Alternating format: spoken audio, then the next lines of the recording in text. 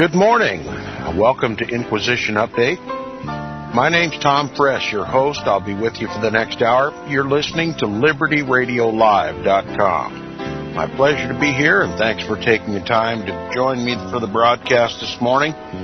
We're going to continue our reading and discussion of the book, The Vatican Billions by Avro Manhattan.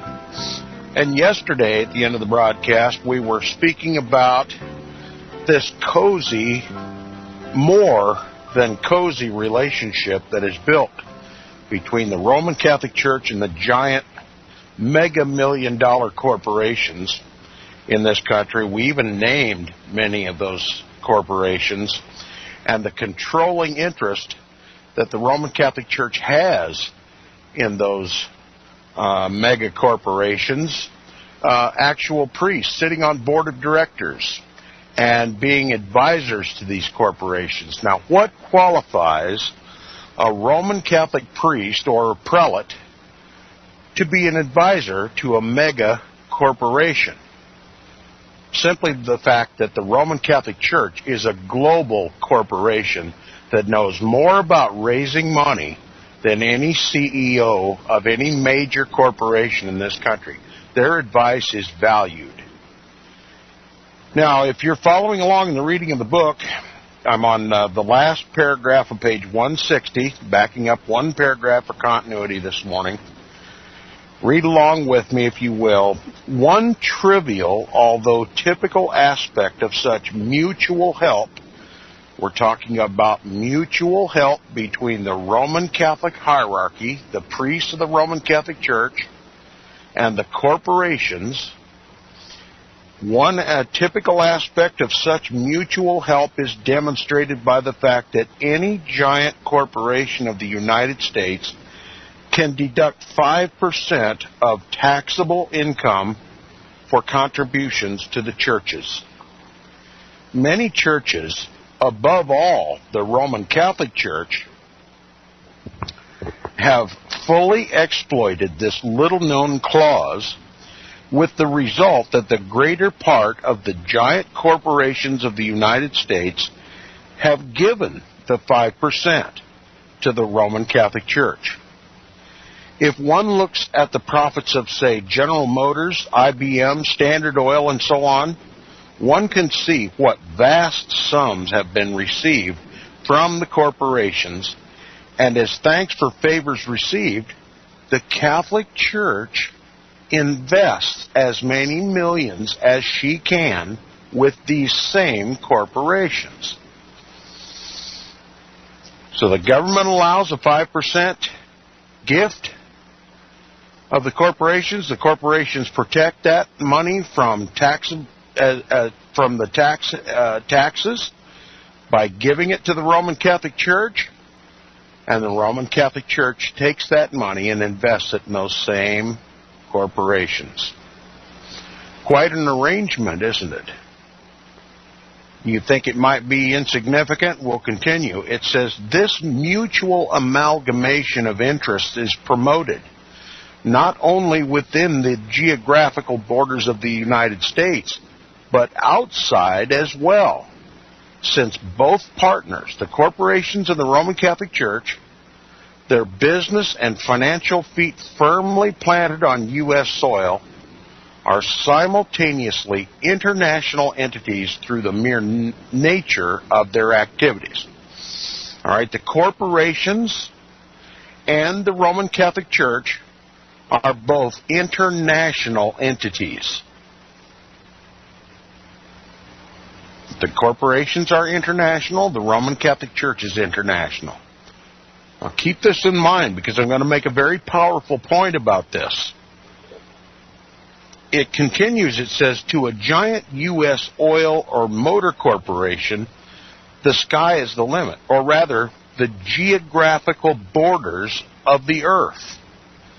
Their activities are as internationally inspired, internationally active, and internationally influential in their own fields as are those of the Catholic Church in hers.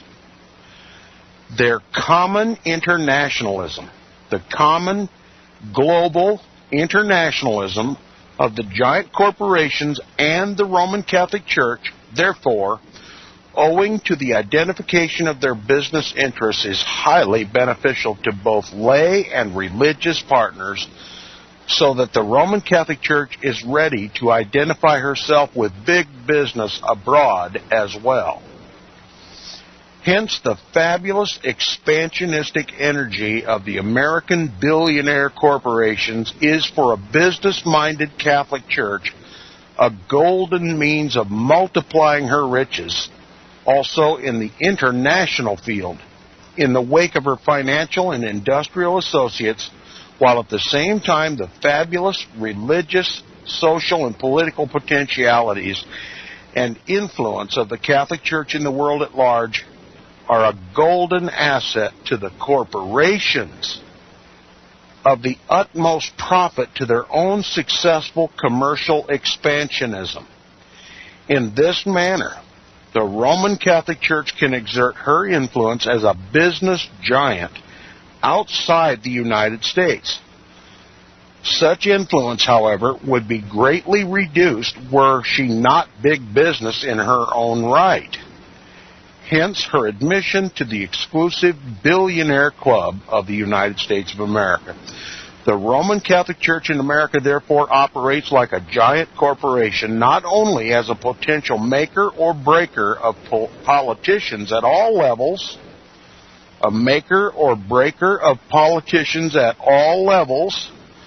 I'll remind you, since the Roman Catholic Church is so intimately connected with the corporations of the United States, she is primarily interested in politics.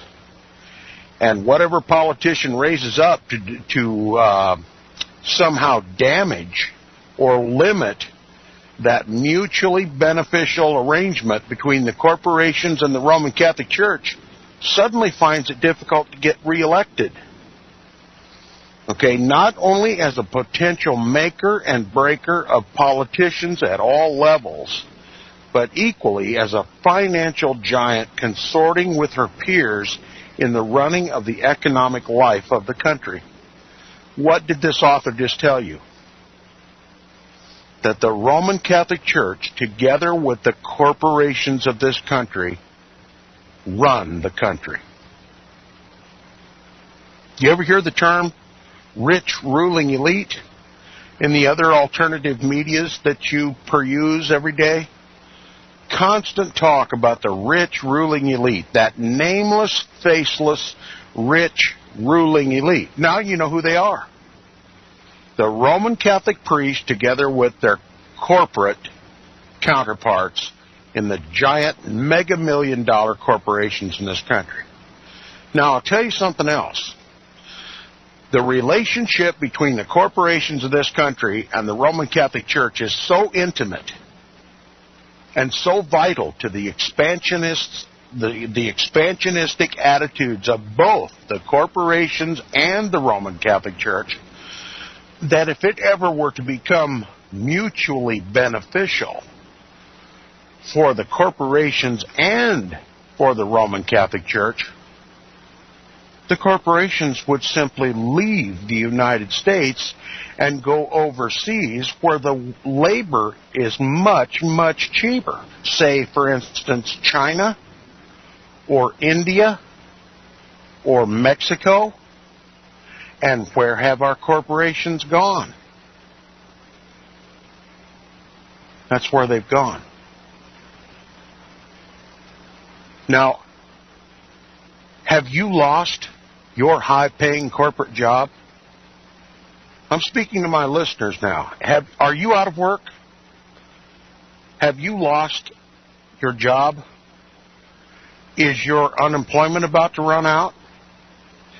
Now, if you weren't a member or an employee of one of these mega multi-million-dollar corporations that are in bed together with the Roman Catholic Church, maybe you're one of the smaller corporations or small businesses that did business with one of these big mega-million-dollar corporations that left the country. Is your unemployment about to run out?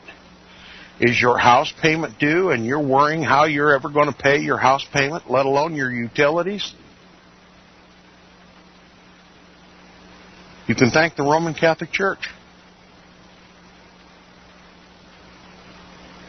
It's mutually beneficial that corporations, global corporations, together with their mutual benefactor, the Roman Catholic Church, would never stand in the way of moving those corporations out of the United States, where labor unions guarantee a living for American workers, and take those corporations to third world nations which are happy to work all day long for a loaf of bread and a mat to sleep on in a government taxpayer-funded housing arrangement.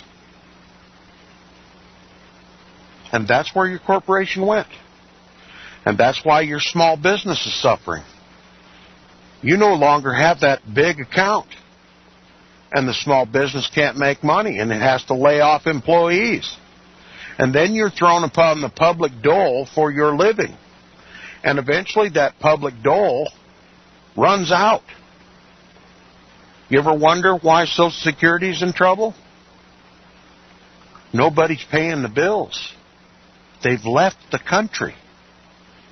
And what this bodes for the United States is plainly evident now to those who are paying attention and watching unto prayer, as we are commanded to do. The Roman Catholic Church is ready to destroy Protestant USA. It's all about religion.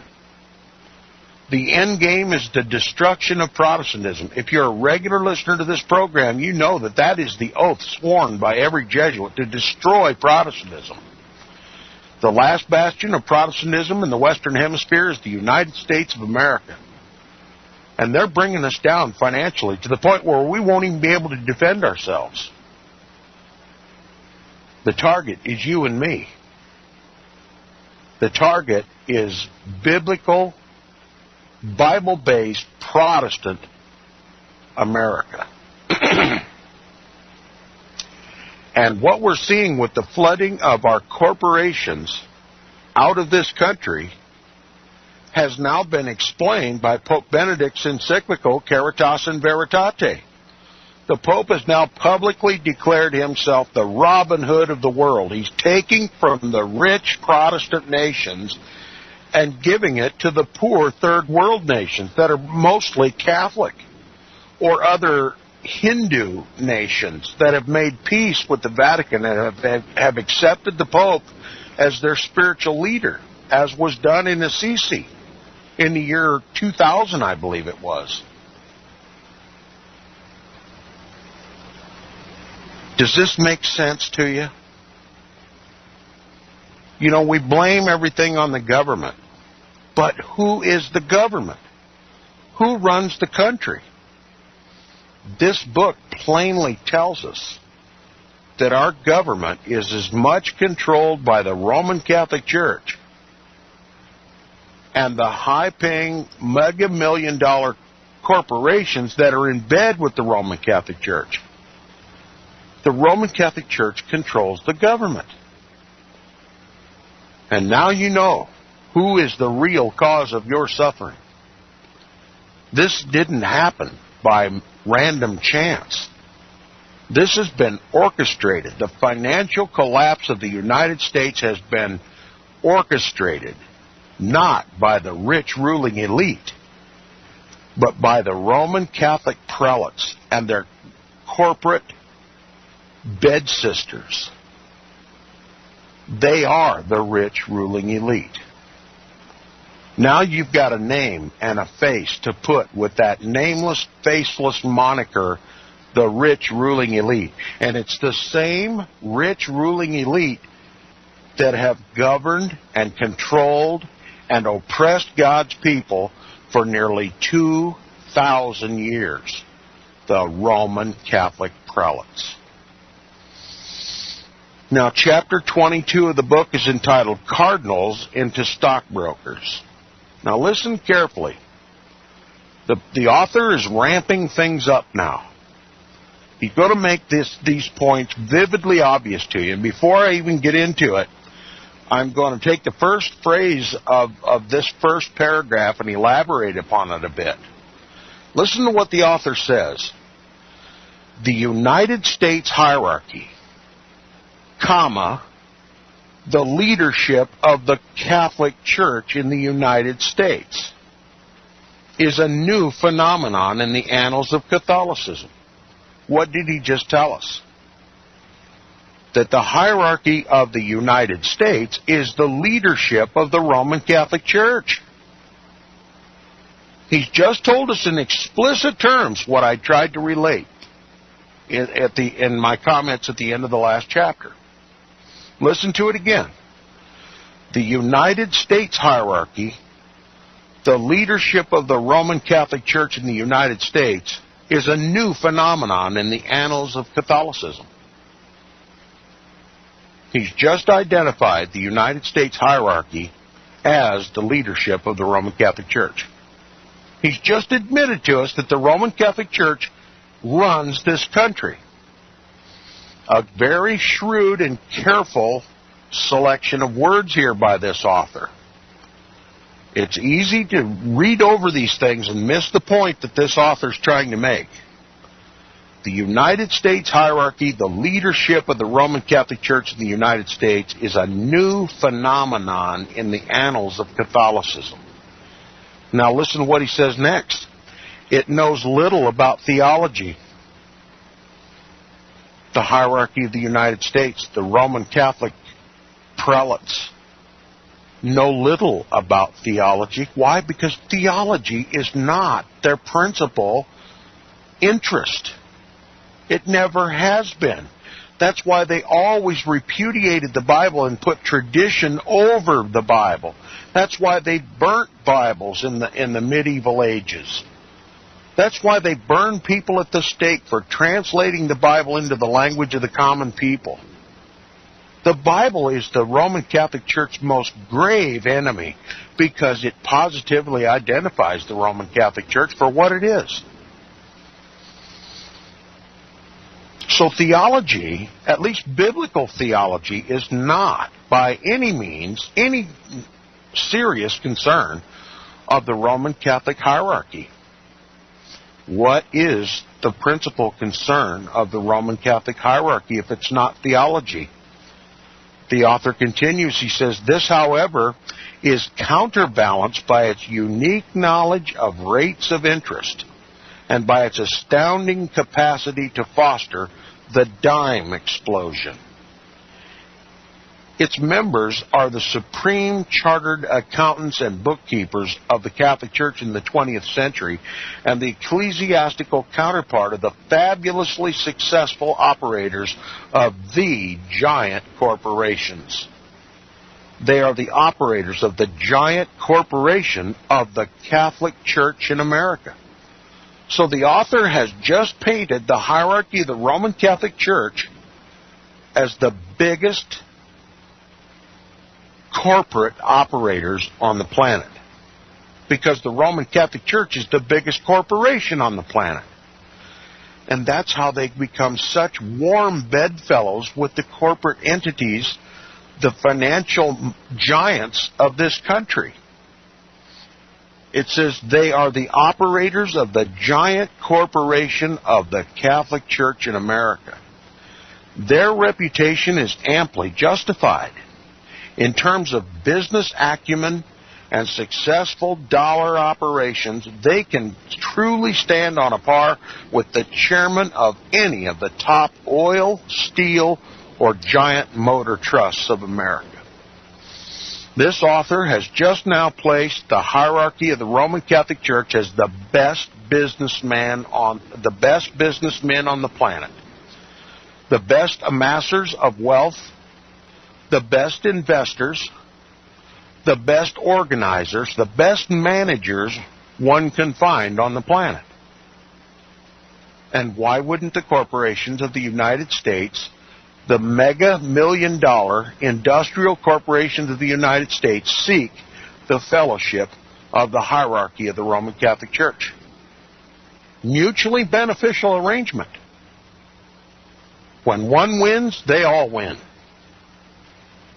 And that's why they've moved out of the United States. They're ready to destroy the United States. They're ready to profit and bring money hand over fist where they were extraordinarily profitable in this country.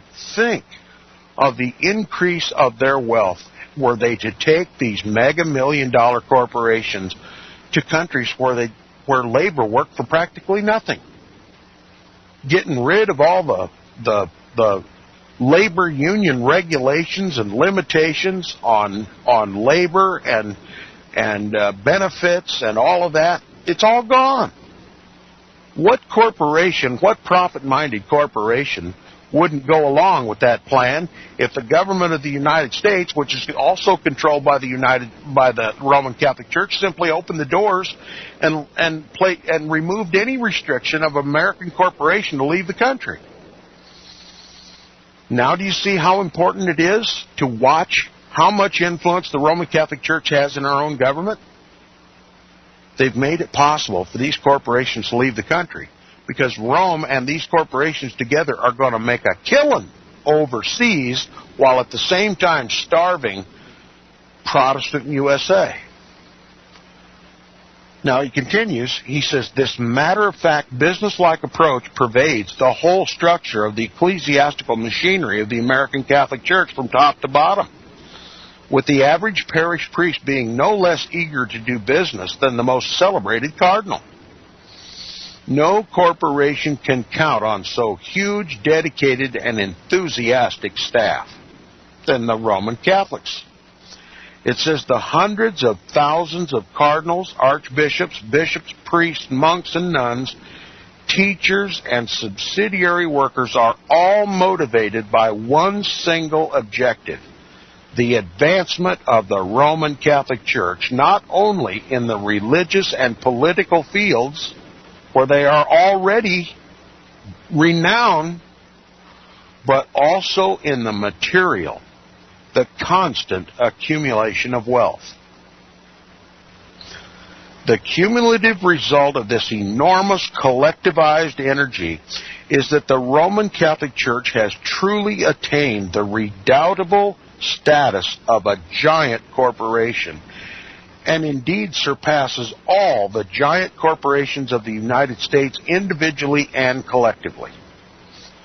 The boast of the prelate who prided himself upon this reality was more than justified. Here's what he said, quote, "We are already a lot bigger than Ford Motors, Shell Oil, and Bethlehem Steel put together," he said. A terse summing up of one of the most striking facts of life in contemporary USA. And remember, this book was written in 1984. Okay? 1984. It says, one of the main reasons why the American hierarchy has no equal anywhere is that it has always excelled in resoundingly successful business and financial transactions, consonant with the interests of the Roman Catholic Church. Constantly and consonantly with the interests of the Roman Catholic Church. Are you getting the picture? Chapter 22, Cardinals into Stockbrokers. One of the main reasons why the American hierarchy has no equal anywhere is that it has always excelled in resoundingly successful business and financial transactions, consonant with the interests of the Roman Catholic Church.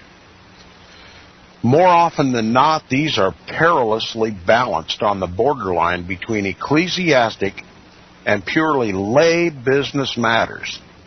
A state of affairs which has given rise to widespread concern about the glaringly privileged position of a church whose energy is brassily spent upon the enthusiastic promotion of her very tangible worldly interests in the name of intangible spiritual wares. In other words, religiosity is just a cloak for this mega billionaire organization called the Roman Catholic Church. her representatives, high or low, seem to be tainted with the same brush. Not painted, tainted with the same brush. Thus, whereas in other lands, for instance, in Africa, her cleric's main goal is the number of black converts, or in Europe, that of the Jesuits is the influencing of mass media. In the United States, in addition to the latter, the control of the mass media, the hierarchy's paramount objective is to possess the best bank balance possible. A praiseworthy aim, no doubt, so long as money does not become the only measure of their success. But this author is very charitable to the Roman Catholic Church in this statement. God's church is a spiritual church. The true church of Jesus Christ is not interested in worldly gain, but spiritual gain. And this contrast between the spiritual church of Jesus Christ and this so-called visible church of the Roman Catholic Church should be readily apparent now to the minds of my listeners. Continuing, it says, the phenomenon of the prelate, who is a fabulous success story in the ecclesiastical as well as in the financial fields, tends to be the rule rather than the exception. One of the most celebrated cases was certainly Cardinal Spellman, the unofficial primate of the United States Roman Catholic Church under Pope Pius XII, Pope John the 23rd, and also Pope Paul VI. Now, please, if you're a regular listener, remember what we learned about Cardinal Spellman during the Vietnam War. He was a money maker par excellence. He financed the Vietnam War. It was a religious war to destroy the Buddhist religion in South Vietnam and to take over South Vietnam by the Roman Catholic Church and to use South Vietnam as a beachhead for the spread of Roman Catholicism all over Southeast Asia. He had control of the CIA, Allen Dulles, and he had control of the State Department through John Foster Dulles, and they literally ran the Vietnam War. It was a Holy Roman crusade against the Muslims. And to finance the war, Spellman went into high financial gear. Now, he's going to talk more about Cardinal Spellman. It's important for the listeners to continue our thinking.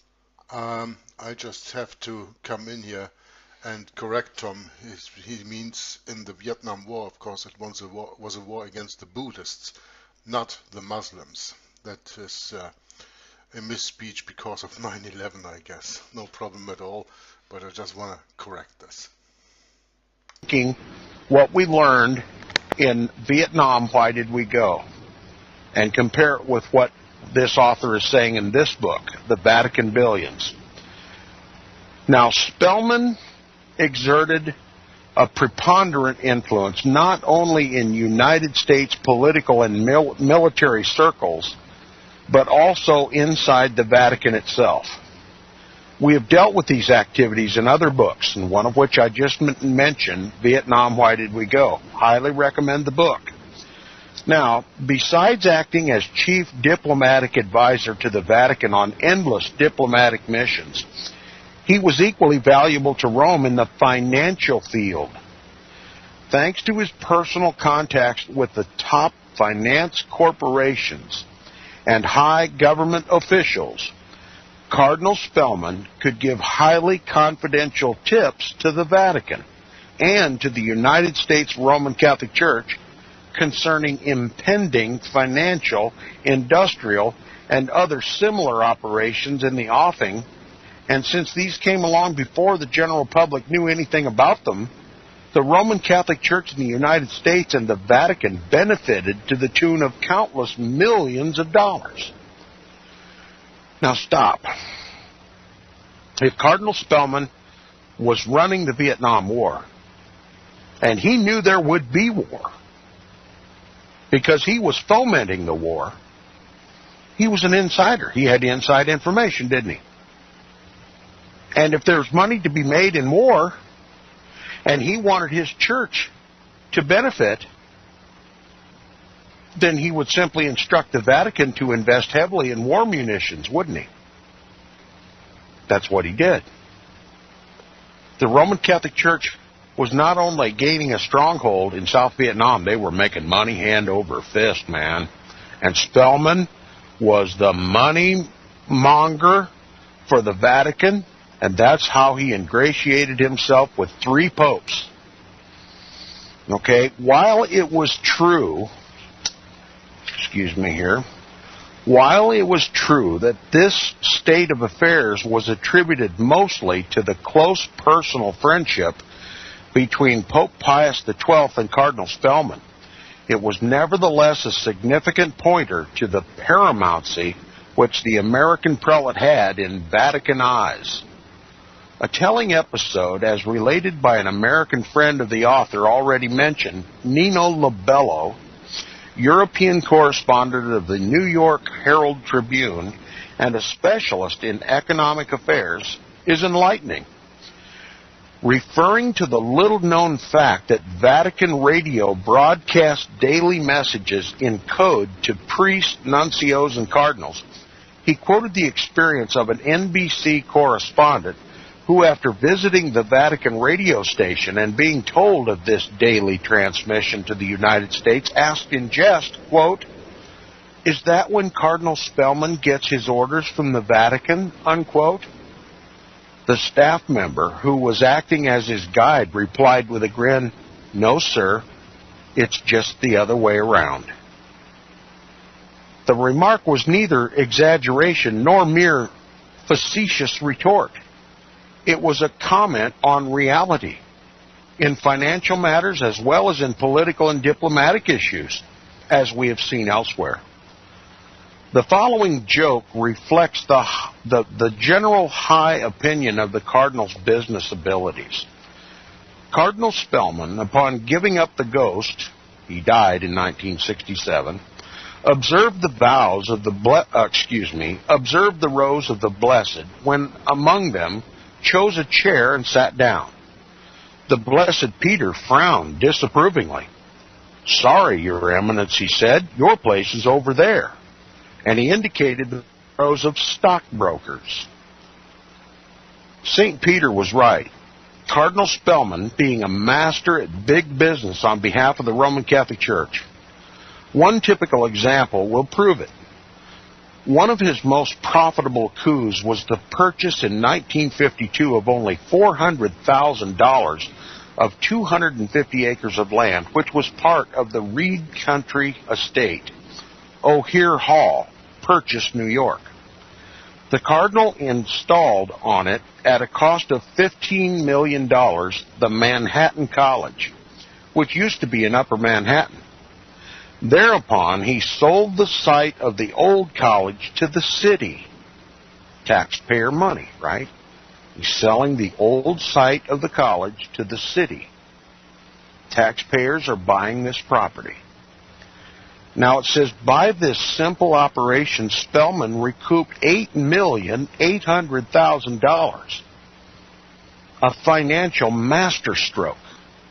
And I will just add, at the expense of the Manhattan taxpayer.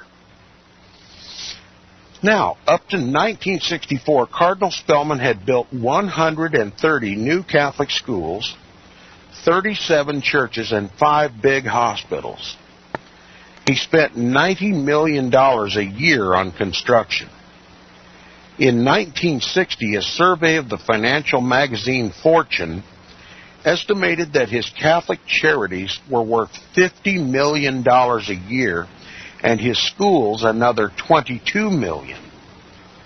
Spellman used to bring the Pope $1 million in Peter's pence annually. This was collected usually in all New York churches in January of each year. Again, according to the authoritative Fortune magazine, in 1960, the revenues and collections of Spellman's archdiocese totaled about $150 million a year. No wonder that the Vatican itself, Spellman, had been nicknamed Cardinal Moneybag. Pope Pius XII, upon the guidance of Cardinal Spellman, was not exceptional. A friend of the author, who served 3 popes in closest possible daily contact, testified that at any rate up to that time he was sacked by Pope John the 23rd. The United States ascendancy over Vatican finances become practically the only criterion by which the Church as a whole, always as regards business matters, was inspired. It's even more true today, and while individual American ecclesiastics have had a good deal of influence, it is the United States hierarchy as a whole that has attained to such enviable status within the Vatican. This it has done because of its business acumen, its relentless drive, and above all, its seemingly unending success. An expanding promotion of multiple business, of building programs, of financial transactions, and by and large of splendid administration has been the main key to her privileged position of influence within the Church in general and over the financial operations of the Vatican in particular. The life and career of another U.S. prelate, Cardinal Cushing, are typical. The success of Cushing was perhaps unduly magnified by a sycophant Catholic and lay press. Nevertheless, his was certainly a larger-than-life ecclesiastical success story.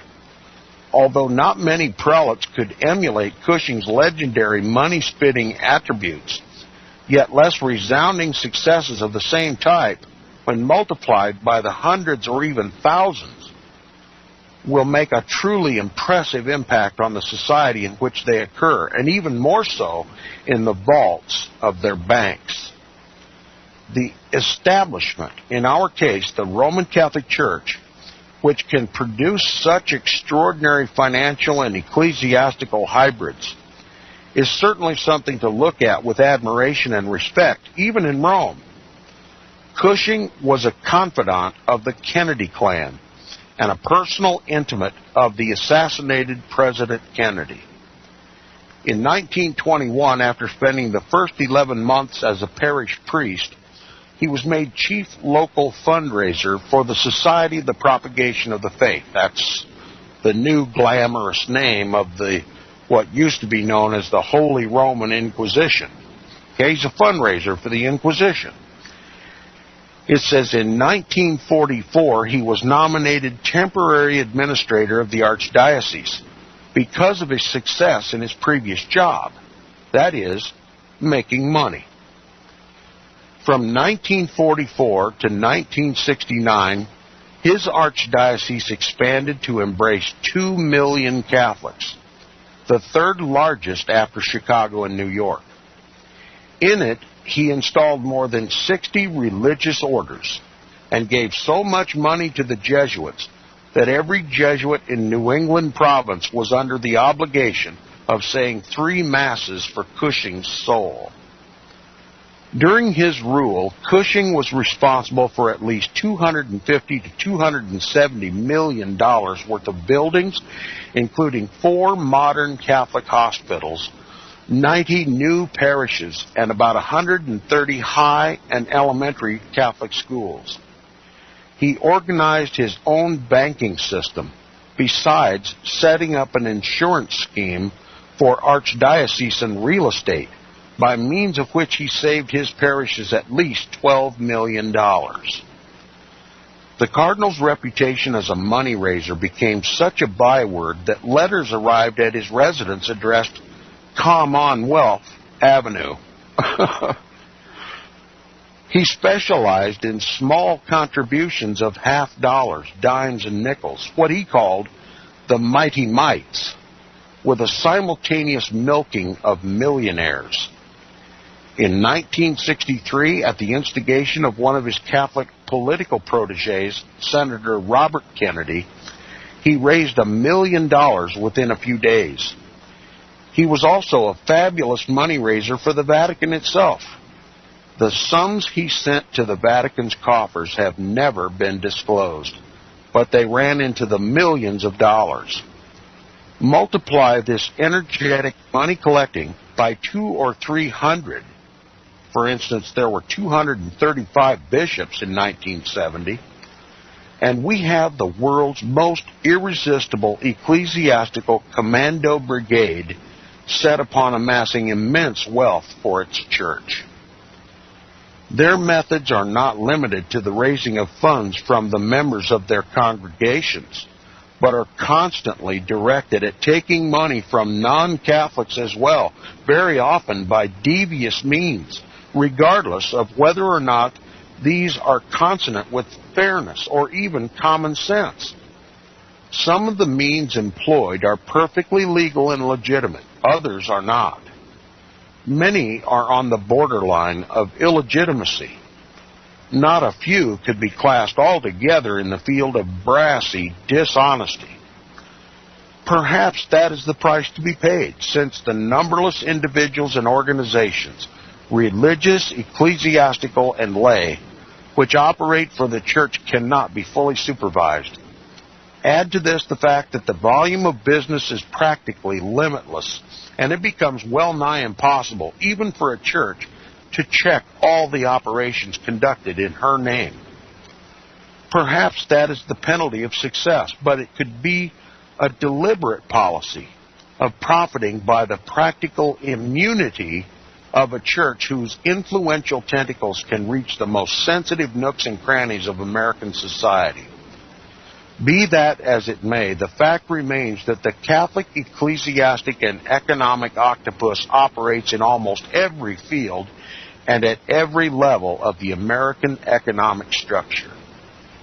Its activities range from networks of schools to hospitals, from sport to publishing and liquor manufacturing, from advertising to steel and chemicals, from the buying of land and the acquisition of blocks of shares up and down the financial echelons to the clever milking of the acquiescent giant corporations, the whole capped by an immunity from taxation, which is increasingly resented, though this privilege is shared by the Protestant churches.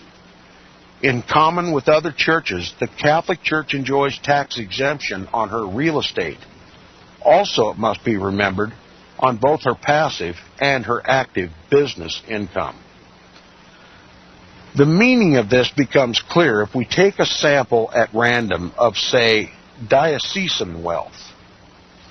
Although diocesan wealth is seldom disclosed, nevertheless it is possible to assess it in its totality. In a statement published in connection with a bond prospectus, for instance, the Boston Archdiocese listed its assets at $635,891,004, which is just 9.9 times its liabilities. This leaves a net worth of $571,704,953. Now, do you see the business acumen of the Roman Catholic Church? Do you see why the corporations of this church seek the leaders of the corporations of this country seek counsel and help from the Roman Catholic bishops and archbishops and cardinals and prelates? Nobody is better expert at raising money and amassing wealth than the Roman Catholic Church, and its strategies are practically limitless. Much is to be learned by watching the financial machinations of the Roman Catholic Church, and corporations, CEOs of corporations are her best students. Now, it is not difficult to discover the truly astonishing wealth of the Church once we add the riches of the 28 archdioceses and 122 dioceses of the United States, some of which are even wealthier than that of Boston. Some idea of the real estate and other forms of wealth controlled by the Roman Catholic Church may be gathered by a remark of a member of the New York Catholic Conference, namely, quote, that his church probably ranks second only to the United States government in total annual purchase, unquote. But another statement made by a nationally syndicated Catholic priest perhaps is even more telling. Quote, "The Catholic Church," he said, "must be the biggest corporation in the United States. We have a branch office in every neighborhood. Our assets and real estate holdings must exceed those of Standard Oil, AT&T, and U.S. Steel combined. And our roster of dues-paying members must be second only to the tax rolls of the United States government." Speaking of the membership of the Roman Catholic Church, the laity. You know they pay 10% in tithes? A good Roman Catholic pays 10% of his gross to the Roman Catholic Church. And their membership is second only to the tax rolls of the United States government. What money must they bathe in every day, the priests and prelates of the Roman Catholic Church? It says the Vatican, independently of each successive pope, has been increasingly oriented toward the United States, and in particular the financial and economic wizardry of the American Church has dazzled its administration. Indeed, the United States hierarchy, or rather its method, has partially taken over the inner machinery of the Vatican itself.